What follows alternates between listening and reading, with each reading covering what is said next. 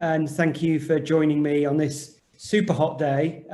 We're all melting here, but it's really good to sort of have you all here, and very much looking forward to this hour to sort of go through this really crucial idea of critical thinking, which is so important in education and especially university education. So my name's Dr. Graham Parton. I'm the head of school for education and humanities here at the University of Gloucestershire, and just really sort of, very much my journey through all of this. I can remember my first days at university and how brilliant my university time was. It was really sort of the making of me.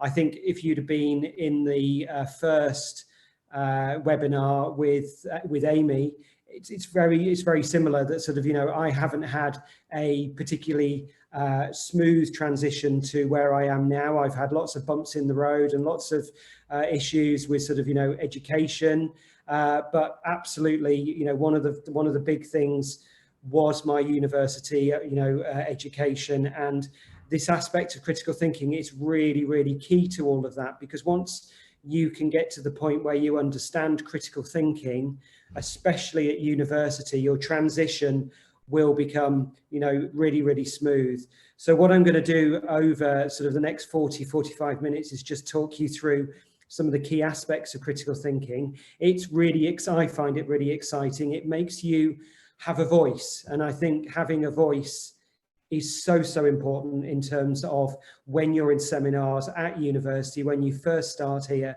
To have your own voice is so important. So without further ado, I'll go to my first slide. So really, when you're sort of looking at anything, it's important to understand what critical thinking actually is. And I think it's absolutely key now in terms of everyday life. Critical thinking comes at you in lots of different ways during your day, especially now with things like social media, looking at sort of newspapers online, looking at all of the different things that are coming out, especially with COVID, and we'll look at that a bit later, but sort of especially with COVID at the moment, what's true and what isn't true, and what is sort of somebody trying to make a story, and what is somebody actually sort of, really trying to make sure that people are aware of the exact facts at that point in time. So really sort of that first thing is really selecting sources of information carefully, and which is what I've just sort of really spoken about, really, is about you get information everywhere now. So whatever you do, on bus shelters, when you go to the bus, in trains, on social media, on the internet, in newspapers, information is everywhere. And as a future university student, it's really important to be able to evaluate that information and think to yourself, is this something important? Is this something I need to sort of really sort of, spend time thinking about or not? And I think it's that really sort of, being able to pinpoint information that you need is really important. So also, critical thinking is a way of life. It's being thoughtful rather than sort of having things imposed on you all the time. Being able to sit back and sort of say, well, do I agree with this? Is it really important?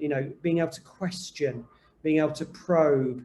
And there's lots of instances of that, to be able to sort of say, well, I've got a voice here and I've got questions and I want those questions answered. And I think, that's something that over your university education, you'll be really sort of, encouraged to do, is to be thoughtful, to be questioning and to probe. Lecturers at university are very up for this sort of probing and questioning, to be able to say, ask questions about what you're being told, because with us as lecturers and senior lecturers, we don't have all the answers. It comes from you. What we want to be able to see is something that's very much a two-way process, that we sort of give you information and you can come back to us and say, is that true? Without sort of having to feel uncomfortable about doing that. It's so important to be able to do that in seminars when you do get to university.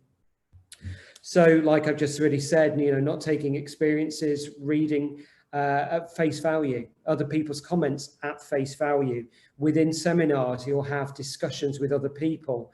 And, you're not required just to agree with those people. You can disagree with them, professionally disagree with them. And I think that's a really good aspect of where we are at the moment. We do feel that sort of sometimes we can't probe people and sort of, comment on people and say, actually, I don't think you're correct there, because that feels like a confrontation, and it shouldn't be. Because if you feel, and if you can say it professionally, you should be able to disagree with people, because, it's something that shouldn't be uncomfortable. So again, critical thinking is that sort of weighing up strengths, limitations, what are the values that go with sort of certain people's ideas, what are the merits, what you read, what you hear, and what you see are all there to sort of make you value that sort of weighing up about, well, where am I within this? Which part of the spectrum? We talk about ideas of sort of spectrums of, fully agreeing with something and fully not agreeing with something, and where are you in terms of that, in that spectrum? And also at university, you won't just be there sort of saying, well, I disagree with that and I disagree with that. You'll then have to say why. And that's another important part of critical thinking, is really sort of, justifying your conclusions with those sources that are quality sources. So, not using Wikipedia all the time to formulate exactly what you're trying to think around, using specific sources, journal articles, being able to go to the library, looking at books, and making sure that you've got a wide variety of these sources to make your conclusion. And within your essays within university, you'll be asked, especially in your second and third year, to make sure that you do justify what your conclusions are with the wealth of information that's out there. So that's what critical thinking is. I find it really exciting. I hope you do too. Why should we adopt? It's going back to that first thing. Well, why should we be critical thinking? It would be very easy, wouldn't it, just to be able to say, well, I'm just going to take everything else on board and that's absolutely fine. But that stops a lot of the value you can bring to other people in terms of sort of, you being a critical thinker, and also others being critical thinkers as well. So, within here, I've sort of put some really, I think specific things of why we should be able to adopt critical thinking. And it is something that's important to you and your profession, whatever profession you're going into, whether that's medicine, whether that's law, whether that's sociology, any type, whether that's teaching, any type of career out there or profession requires you to be able to think about things. And as a head of school, I do it every day. I have to have lots of decisions where I have to make an informed choice. I can't just make a decision on what I'm feeling at that point. I need to really think about it and make a really important decision, but an informed decision. So taking the example of a medical student, they're making very, very specific choices on the type of diagnosis that they're making, or also what sort of, progression do they do for their patients, and, what sort of tests do they ask for to really make that informed choice. But that's not just in medicine, that's in everything, in every profession in life.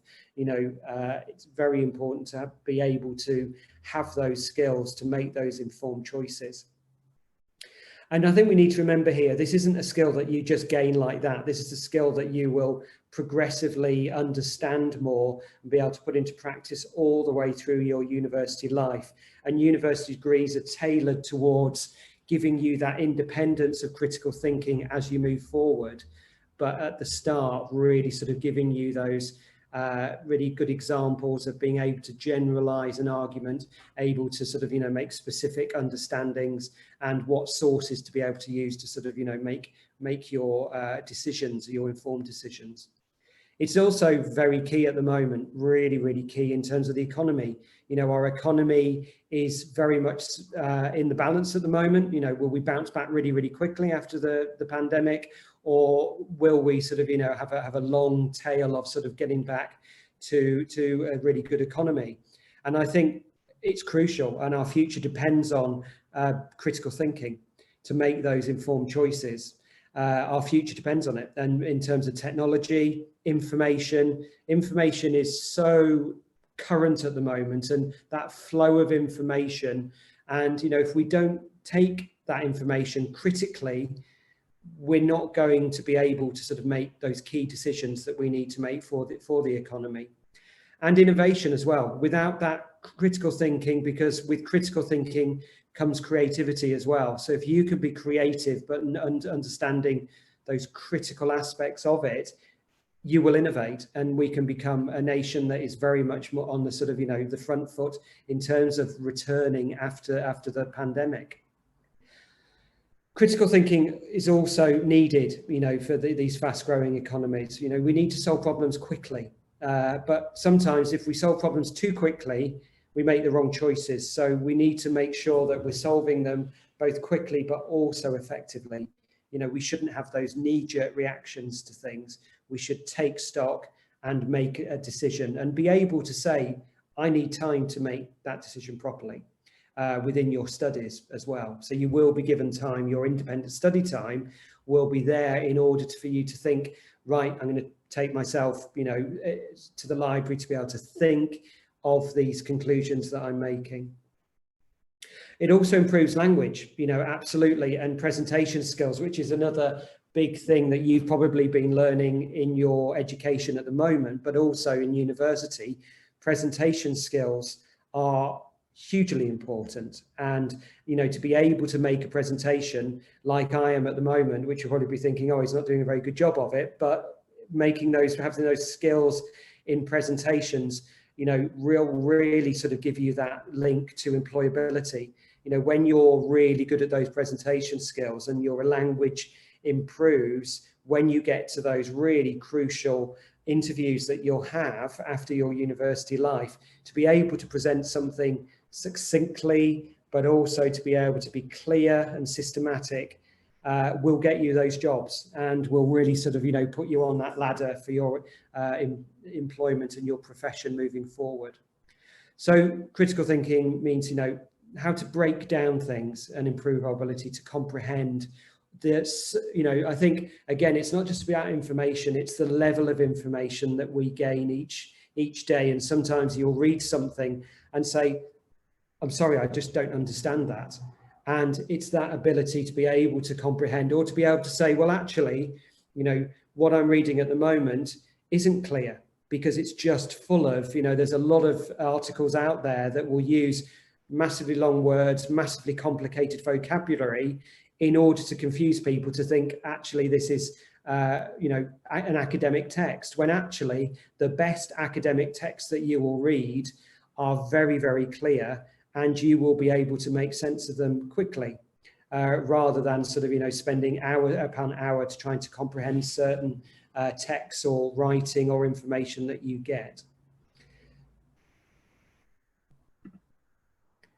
And like I said before, absolutely, it promotes creativity. Critical thinking and creativity come hand in hand.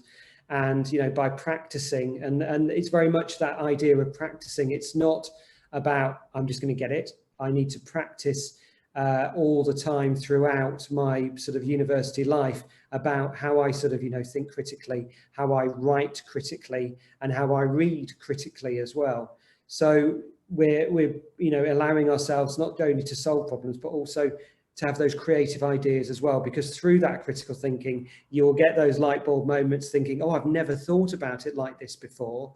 And therefore, if I'm thinking about it in a different angle, I can make something, if you're very much into sort of, university degrees that have that creative idea, you'll be able to think of things in a different way and come up with a really creative idea for your different projects. The analysis, what you will get when you get to university, you'll hear this word a lot. How do you analyze things, and how do you adjust the analysis to make sure that you're getting towards the right and the fair reflection and the informed decisions that you're making? That analysis will again come through, and you'll be able to practice how you analyze ideas, how you really sort of frame those ideas to make sense of them. And it's also important for your own self-reflection. This isn't just a university skill, while it is very important, but it's very much more meaningful in your everyday life. Just during conversations that you have with family and friends, things will come up and people will say things and you'll think, gosh, I don't agree with that. And so therefore it's really important therefore to have that meaning within your life, to be able to make sense of things and to be able to make those informed choices about what you want to do, because there's a lot of noise out there. There's some really good reading that I'm reading about at the moment, and it's about this noise that, you know, there's so many things going on in our lives that creates a lot of noise, and it's very difficult then just to calm that noise in order to make that really meaningful analysis, but also that informed choice. And it's, you know, absolutely apparent today. You know, we've got a huge heat wave. I think it's going to turn to 31 degrees. We've had big floods in Europe at the moment. You know, we've had really sort of, you know, weather that isn't, you know, the normal pattern of weather all across the globe. And we've got to make some really important decisions here. What do we do about this? How do we work with this? You know, the thing about plastic in the sea before the pandemic, it was a huge, huge issue, and we were doing some fantastic things. What has the pandemic done for that? You know, that's an idea there that we're sort of saying, well, you know, look at what we've had to do during the pandemic in our use of plastic. We've had to really start using plastic again because everything has to be disposable. So what has that done for the environment as we're sort of moving through? So absolutely, it's part of your life, and we really need to sort of have these skills to be able to think, so what do we do next? And how do we work on this? And what are the big issues within our lives and within the planet that we need to make sure that we're sort of doing something about? Yeah, and I think those last two are exactly what I've just said, that need for sort of self-reflection, and, you know, we need the tools to be able to evaluate.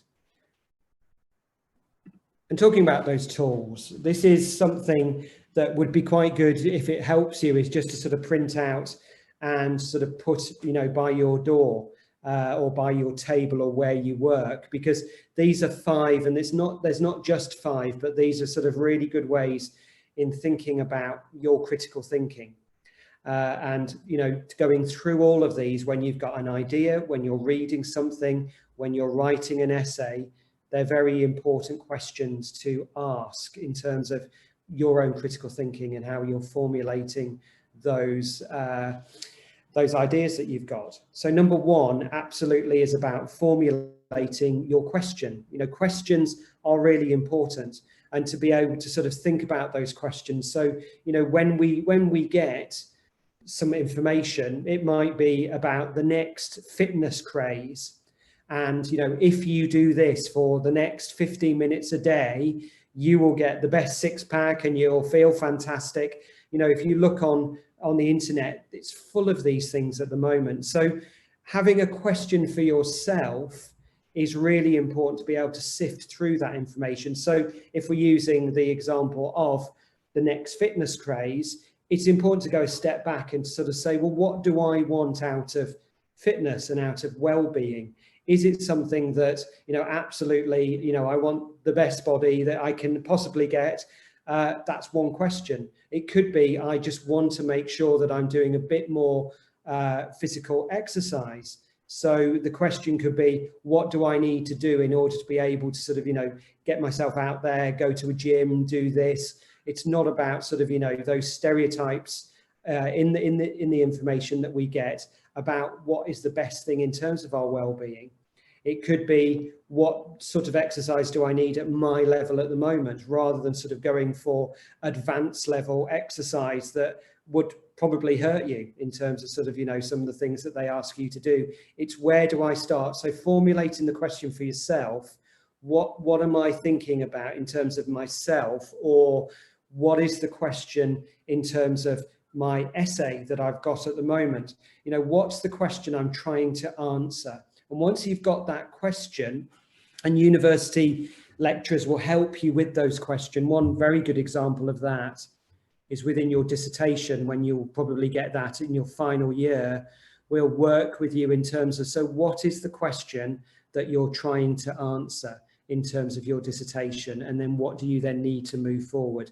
But really, with anything in life, that question is really, really important. And moving a step back when you gain information from the internet is, what am I trying to answer here? So that's the first one. The second one seems easy in gathering information, because absolutely we've got Google, we've got, you know, so many different ways of finding information at the moment. But that word of warning there is it appropriate information? Is it information that is going to help you answer that question?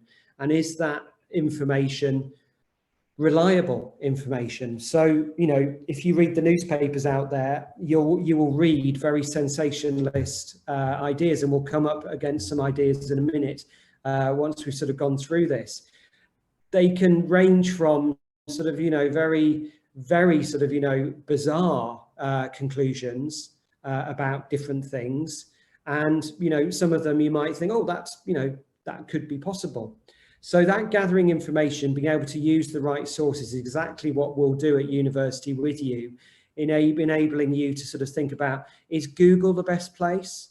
Are there other means of being able to find that information? Especially, you know, the library will be able to show you systems where you can look for journal articles and books where you can gather better information, rather than just using Google as a one-stop shop to formulate what you think about things. It can also be a very good starting point. You know, when I talk to my students, I sort of talk about maybe using Google, maybe using Wikipedia first of all, to be able to sort of, you know, think about, well, what is out there at the moment? What is that noise that's out there? And it then moves to sort of, you know, that 3 is being able to then sort of apply that information and make an informed choice about whether that information is good information, reliable information, what the author of that information, what's their idea? Why have they put that there? Especially with newspapers, why is that story there at the moment? Is it something that is very current at the moment, so people are sort of putting it out there? Or do people put things there to start an argument, or to start something moving? And it's important to understand what those things are. So applying, this is where critical questioning comes in. This is where you sort of think about, what questions should I be asking of this information? So a really good example of that is, and I get these emails every day, you've won £5 million, or you'll get a text on, you know, if you click on this now, you will be able to get whatever, whether that's money or anything. And some of those texts, you start thinking, oh gosh, should I click on that link? You know, I've had some cases where I've had an email and really had to think hard about whether to press that link or not, because they're getting so sophisticated. It used to be quite easy by looking at the email address, looking at the sort of the way the sort of the email has been constructed, the logos. But nowadays they are so good that even the email is very much not from hotmail.com, bt@hotmail.com. It might be an exact email address, and it might look exactly like what a proper email would look like. So we've got to be very careful. And I'm sure, you know, if I did a straw poll now, there will be lots of people here that have sort of clicked on the link and then gone, oh gosh, right, this is a bit of a problem. So, you know, I know my family, you know, my children have done that in the past, but it's really important to apply critical questions to sort of really think about, you know, is this email, why have I got this, first of all? Who else has got this? Is it a blind email that sort of everybody's got? Is it specific to me? Does it have my name on it? You know, is this from a proper person, or is it from a robot that's just doing these emails out there? It's really important. And also when you get to university and you start reading books and journal articles, it's important to look at those critical questions that you need to ask. Who is the author? Why is this being published at the moment? Who's published it? Has it been peer reviewed? Is it being reviewed by lots of people before it's been published? So those critical questions, which we'll go through in a minute, are really important. Implications. So it's really important to then go, well, so what are the implications to all of this? And a good example of that is when we look at sort of politics and we're sort of just getting into that idea of trying to choose another politician, whether that's a local politician or national in terms of sort of a general election. And you need to think about what the implications are of sort of, maybe choosing somebody. So one candidate might say, absolutely, what I'm going to do is I'm going to take the cost down of all petrol. And then on one hand, you might think, oh, that would be fantastic, because as a person, I'll be able to sort of, it'll be a lot cheaper and I'll have money for other things if my petrol costs go down. And we know petrol is very, very expensive. But if we stop there, we're not really thinking about the whole picture, because we're not really then thinking about, well, what are the implications for that decision? So if I choose that person and that person gets into office and then absolutely does make petrol cheaper, what's that doing across the world? What's that doing in terms of petrol? And is that having an implication for the planet in terms of sort of fossil fuels? And making petrol cheaper will drive the demand for petrol, and will then sort of, have to use more fossil fuels, which will then accelerate global warming. And so you can sort of see one decision can have a number of different implications. And we need to be very aware of those implications, because it might be that there's another person and they're saying some things that you probably don't agree with. And actually, they're good things, even though you don't agree with them. They might be good in terms of implications for life. So some hard choices sometimes have to be made, and we've had those hard choices. We've had a choice where our Prime Minister has had to make a very difficult choice. In lots of noise out there to say, look, if we lock down now, that's going to cause the economy to lessen, and we're going to have huge problems. But if we don't, then we're going to have a huge problem on our hands in terms of our health, in terms of people dying. So those implications and weighing up those implications, really difficult decisions over the past 18 months have had to be made, and quite brave decisions. And the decision as of yesterday to take things away from the law in terms of sort of the pandemic and allowing everything to reopen, that's a huge decision. And you can see on the news at the moment, lots of people are saying, absolutely, it's a mistake. And lots of people are saying, no, it's not a mistake, because it'll drive our economy further. So big decisions, big implications about people making those decisions. So making those decisions, you need to think of, so what does that mean holistically, sort of, why in a wide sense, rather than just making something good at that point in time. And then other points of view. And, again, this is where seminars will really help you. It's about sort of, looking at other people's view and not just sort of saying, well, I don't believe that, so I'm not going to listen to that. I've got my view and I'm going to hold on to this view, because a lot of people think that critical thinking is about that, having a stance, but then not really thinking about other points of view and sort of saying, well, this is where I stand and I'm stopping there, I'm not going to think. But the best critical thinkers, the best leaders out there will explore other points of view, because you might get to a point where you've made a decision and then listen to someone else's point of view and think, oh, yes, absolutely, they've got a point here, and I probably need to rethink. And I think if you look at the best leaders out there, they'll be very much about, I can change a decision. And, those are usually the best leaders, that they can sort of stand down and say, look, I've made a mistake. There's another point of view. I now agree with this other point of view, and I'm going to move with this. So there's, again, a balance between having your own point of view and sticking with it, but also listening to other people's points of views as well. And hopefully, with those seminars, you'll learn those skills over time. So we're going to go, it's sort of past now, so we've got about another sort of 15 minutes. But what I want to do is just give you some really good examples of what is out there, in terms of, the media and the way we think about things. So child obesity, and I know sort of these are 2007 to 2006, but it's still very much an issue that we haven't solved. Should we solve it is the first question. Should we be solving this issue? Should we be doing things to make sure that, child obesity is looked at, is investigated, and there are things that we should be doing about this? But these are the things that are picked up. So within this time frame, a big report was completed on child obesity, and it was a huge report, and with sort of, lots of different ideas about what we can then do about child obesity and what sort of things we can put into place.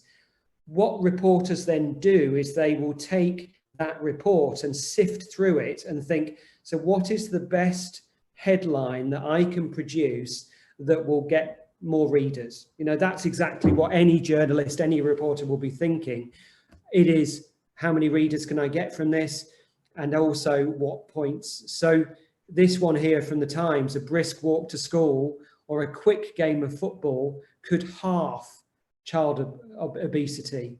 Now, I hope most of you are thinking, well, that's not it.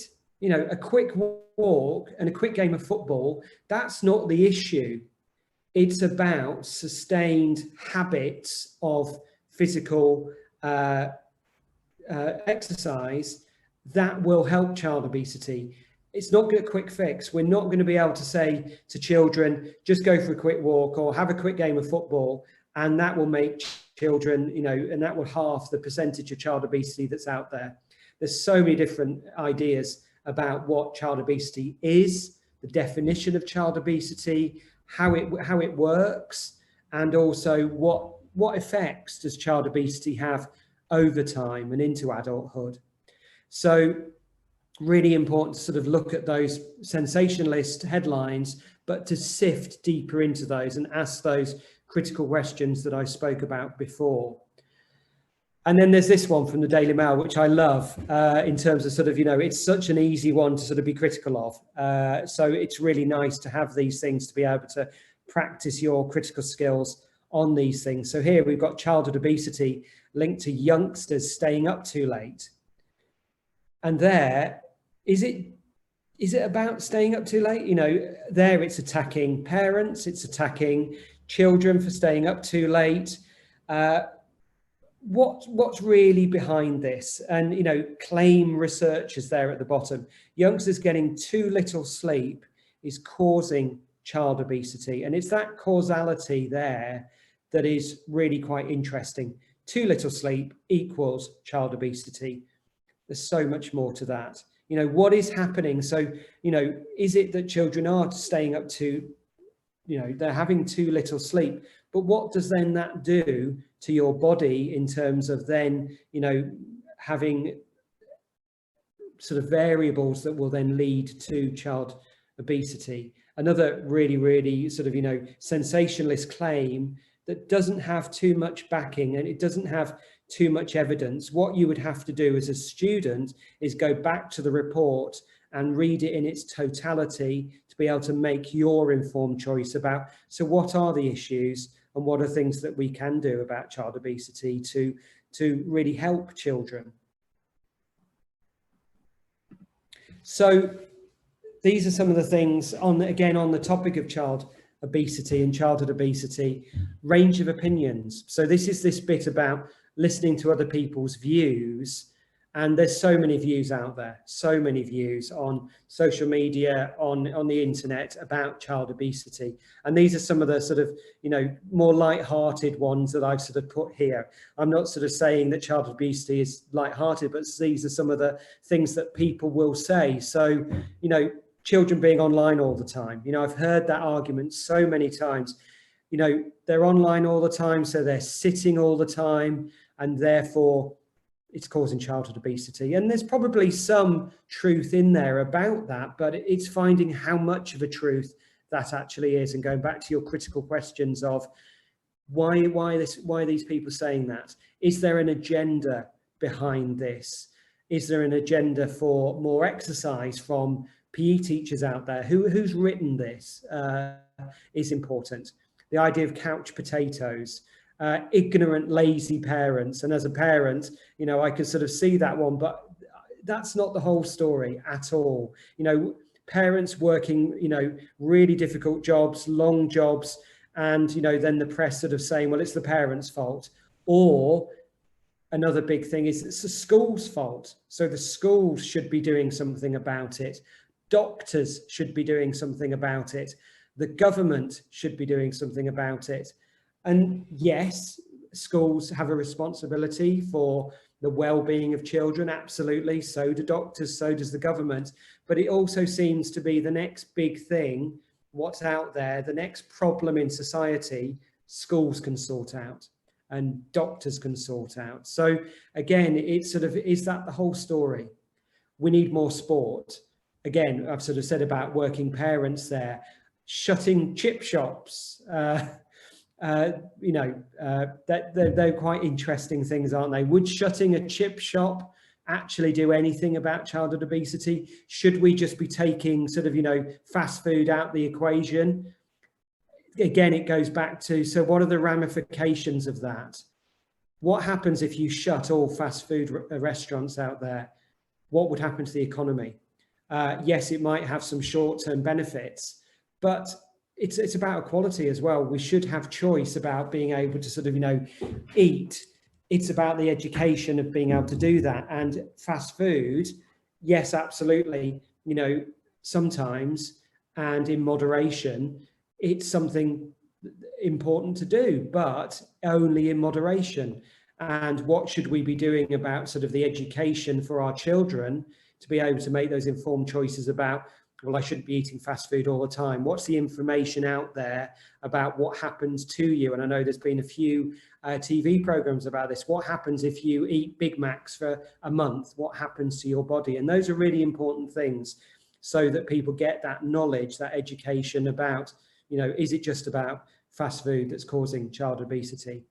So prosecuting parents, late nights again, fast food, banning fizzy drinks. You know, there was the tax on sugar. You know, should we be doing that? That's a very fair question, but thinking through what those things are. Sorry, we're going to be out of time in a minute, but so I won't take too much time with this because this is exactly what you'll be doing. I wanted to give you an example of what you'll be doing in university when you start reading. And I know this is very small writing, but it's really important that sort of, you know, that you sort of look at sort of the different things within, because people will write things and they'll put, you can see at the top that it says research. People will think straight away, oh, this is research, so it must be true. It's very important as a student in university to say, well, I'm not saying it's true at the moment. I'm going to make a choice about this, whether I think this is a good piece of writing or it's not a good piece of writing. And what we will do is we will help you with that and help you with your writing to be able to make it better and better in terms of that critical thinking. But some of the things are, you know, what is the author trying to achieve in this paper about tackling childhood obesity? What are they trying to do? Why is the author writing these pieces? Is there an agenda behind all of this? How well are the points justified? And sort of, if you read this, you know, how well is that sort of author sort of bringing those ideas and saying, well, I think it's because of this? And how well qualified the author is to make these ideas. So seeing who the author is really important skill to have. And is it peer reviewed? And being able to say, so with all of those what and why and how and questions, at the end of it, when you've read a paper, at the end of it, so do you agree with it, first of all? You know, does your intuitive sense say, yeah, on a fundamental level, I agree with this at the moment? Or no, I don't agree with this. And there's some really big flaws in the way this author has put together this information that I really need to find out about. And that's exactly what producing a good argument is. Do you agree with the sample size of the research? Do you agree with some of the fundamental things that they're saying about this? You know, it's really important to make that justification with the evidence. So that's just a quick example. I don't, you can have a look at this when the recording sort of it comes about, but you can have a look at sort of this paper and have a look at that, but we won't sort of go into it anymore today. So this is a bit of a quiz for you, and luckily the sort of PowerPoint has worked. Below the green are the sort of answers to all of this, but it's a really important point, isn't it? We've had the pandemic, we're going through the pandemic. How long we'll be going through the pandemic is anyone's guess at the moment, but there's been some really big questions and facts that are out there that make you think, oh gosh, right, that's what I've got to do, because the research is telling me and science is telling me about certain things that happen when you get COVID-19, and these are the things that I should avoid to be able to get to not get COVID-19. And you'll have seen in all the press briefings with the government that they've used science as the #1 way of giving answers. I've heard so many times, we follow the science. And absolutely, we've done quite well, I think, in terms of sort of following some of the science, but science isn't the #1 truth. We can also be critical of that.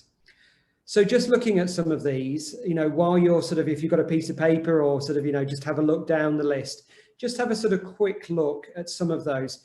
Which statements there would you question in terms of, do you believe those headlines or not? Would you say, well, I need a bit more information to make an informed choice about that? So just have a quick look through those and sort of quickly go through, and you can do this in the recording and sort of look back and sort of look through them. But there's some sort of obvious ones there. Is it possible? It is possible to get COVID-19 by contact with a person who does not present symptoms. To things like the pneumonia vaccine protects against the coronavirus. These are all headlines that have come out. Drinking alcohol protects against coronavirus. So these are real things that have come out there, but as a good critical thinker, it's important to go, oh, okay, do I agree with that? People with asthma are more vulnerable to the effects of coronavirus. Do I believe that? Do I need some more information about that to be able to make an informed choice? So the thing about skin manifestations, rashes, are those symptoms of coronavirus, or are they mild symptoms of coronavirus? So it's nearly 1:45, so I better sort of just show you some of the answers in quiz fashion. So the first 4, and I've got true here, but if you're a good critical thinker, true isn't really a word, because true means fact. And I would say there aren't facts out there. We can always dispel truths that are out there. Truths are very much, they're true at that moment in time. They can change. And we've seen lots of instances of that where something seemed to be true has been debunked and sort of, made to not be true. So those first 4 at the moment seem to be, with the science, seem to be with the research, things that are there that sort of, you would say, oh, okay, I probably agree with those. But the last 5, I would, and I'm sure you sort of came to the same conclusion, you'd have to have more information. So the coronavirus only affects people over 70 years old. We know that's not true. We know that's false, because we're seeing at the moment a huge rise in under 18s getting the coronavirus. So it's not just something that affects 70 years old and above. And antibiotics, and the big one about chlorine, which was, so number 5, is it possible to completely eliminate the coronavirus from the body by wetting it with alcohol and chlorine? And that comes from headlines from, and I don't want to get political here or anything like that, but Donald Trump was in the news saying that sort of, drinking bleach can stop you getting coronavirus. Now, that was really damaging. And being a good critical thinker, I hope a lot of you would have said straight away, well, that's not good for you. You know, drinking disinfectant or putting chlorine over you is not a good thing. So, but there are people out there that try and say this is an important thing to do. And I think a lot of people did try that, much to their annoyance afterwards. And so, you know, there's some other very, you know, sensationalist headlines there about, you know, very recently there was a big sort of, you know, back again, where did the virus come from? Did it originate in Wuhan? And there's lots of competing stories saying it didn't come from there. We've got evidence that it came from somewhere else. There was a big debate about whether this was born in a lab and then it got out. Now that will keep going and going and going, but as a good critical thinker, it's important to be able to take those things and think critically and ask those critical questions about those headlines. So coronavirus has given us a really good way of being able to question and be critical about the material that we're reading every day. And we probably will never find out the origin of coronavirus, but that won't stop scientists looking for it. And that's a good thing. But again, we need to sort of make sure that we're asking those critical questions of those things. So that's my slides. We're at, well, just after 1:45. Thank you very much for listening. I hope you enjoyed this sort of, you know, very quick look into critical thinking. It's something that at university we will do a lot more with you about. And, you know, I hope you find it exciting about being able to be critical and ask those critical questions of everything that's sort of coming into your lives. And hopefully it will help your life moving forward so you can make some really difficult decisions that we have to make every day and make informed choices about what you do and how you do things. So I'll stop there and have a look at the questions. If you'd like to ask a question, we don't have any questions at the moment. If you'd like to ask a question, do ask. So Graham, we've had one question come into the chat and it just says, I find it quite difficult to critically analyse academic papers in a negative way when writing my own reports. It sometimes feels like I'm being critical just for the sake of it. Any thoughts? Yeah, I think for that first bit, you should be critical for the sake of it. I think, like I've sort of said over this hour, it's very important to be critical. Sometimes you can, but I think that stance of being critical for critical sake is important, because if you don't start reading something in a critical way, you'll opt into that feeling of, yes, I'm going to take this on board. And I completely get that it's difficult. And, you know, being critical is a really difficult thing. And that's why I sort of said it's not something that will just click straight away. You will develop this over your life. You know, over university, we spend a long time sort of going through all of this, but after university, you will develop. So if you go on to do a master's, and if you go on to do sort of other, you know, qualifications, you know, if you go on to do a PhD, which, you know, hopefully a lot of you will, that is a requirement to sort of be critical, and you will learn those skills over time. So it's good to feel that you're not good at it, because even at myself, I struggle with critical thinking. And I think it's something to always think that you're not brilliant at, because I don't think anybody is brilliant at critical thinking. And I think it's always good just to have that feeling of, I need to develop these skills and I need to get better and better. But I think whatever you read, whatever you do, it's very important to be critical, even though sometimes, yeah, you might feel like, well, I do agree with this, but I've got to be critical about it. But hopefully you do read things that you then straight away go, oh, this is a problem. And then feeling like, oh, absolutely, I do really want to get into this, because it is like being a detective. It's like sort of, you know, sifting through the information to come to that informed decision about whether I use this information or whether I don't use that information. And I think that's one of the big points there, but definitely something to develop. Don't ever feel that it's a problem. Feel that it's something to develop. Thanks, Graham. If anyone's got any, oh, someone's just said thank you, really useful stuff. So I've got one question, and if there are no more in the chat. So for people listening to this who want to go away and digest a bit further, is there one key place, or is there one top tip you would leave listeners with if they want to further explore their own critical thinking? Absolutely. So I think if there's one key issue that I would sort of use, if I sort of go back in terms of I think the one key, well, can I have two? Is that cheating? Sorry. I'll let you off with two. So I think it's formulating your question. I think that's the first thing to do. So when you read something, go back a stage and go, well, why am I reading this? Am I reading so that, you know, sometimes you read things if you're sort of going through, you know, Twitter or social media and you sort of just are reading things for the sake of it. That's one thing. But if you then read something and you think, oh, that's really interesting, I'd like to know more about that, taking that step back and going, so why do I need to question this? So that sort of fitness thing about, I'd like to get fitter, isn't the best question to ask. It's, what do I want out of fitness? I think that's a better question. What do I want myself? You know, I'm a very keen runner and I run for the enjoyment of running. I don't run to become the next Olympic champion. Some people will do. That will be their question. I want a fitness program that will make me be able to get to the Olympics.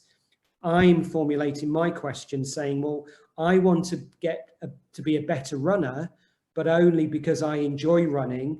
And so therefore my question would be different than an Olympic athlete's question. So I would choose something, a program or a diet or something like that, that will help me sustain my running over age, rather than I want to get to a 5-minute mile in 3 weeks. So you then formulate your question and then gather the information. So I think that's the first thing. But the second one, if I can have a second one, is that number 4, consider the implications of your actions. So when you act on something, sometimes it can feel like that's the best decision I've ever made. Is that a short-term decision? Is that going to get you quick gain in something in your life? But is it going to have implications on other people's lives? So if I'm in a seminar and it feels fantastic to really shoot somebody down and say, no, I'm right, these are the reasons I'm right and you're wrong, that can make you feel probably, you know, for the first 10 minutes, quite good. And I'm sort of, yeah, I'm brilliant. But what are the implications for the other people? And does that help that other person being shot down? So it's within those seminars at university, you'll have that, you know, support from your personal tutor and your tutors to sort of you be able to have a professional argument and to help everybody else's feelings as well. So those are the two, number 1 and number 4.